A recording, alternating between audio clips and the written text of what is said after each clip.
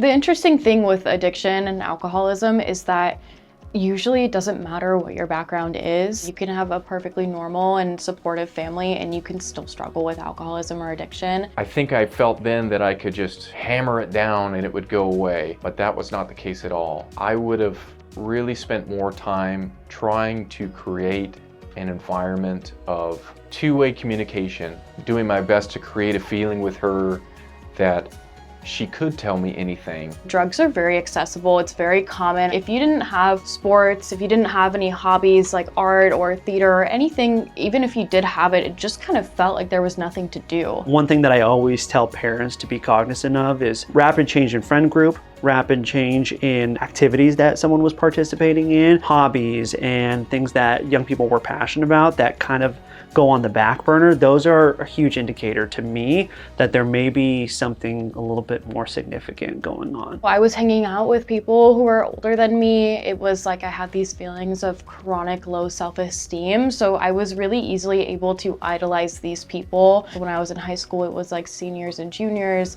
I had this image of them that they had their life together and they were so happy and cool. And it's really because in the like mental health and substance abuse community, people aren't talking about how they feel usually. So now, especially with Instagram, like Snapchat, social media platforms, you really don't know what's going on inside people's heads. So when I was growing up, we had Facebook. I think the iPhone wasn't even invented yet. Nowadays, we see young people that are comparing themselves to the millions of other people that they're seeing online via Instagram or YouTube or TikTok. That's a losing battle, right? No wonder that anxiety and depression and low self-esteem are on the rise, is because if you're comparing yourself to the millions of other people that you're seeing online, yeah, of course, there's gonna be a feeling of emptiness.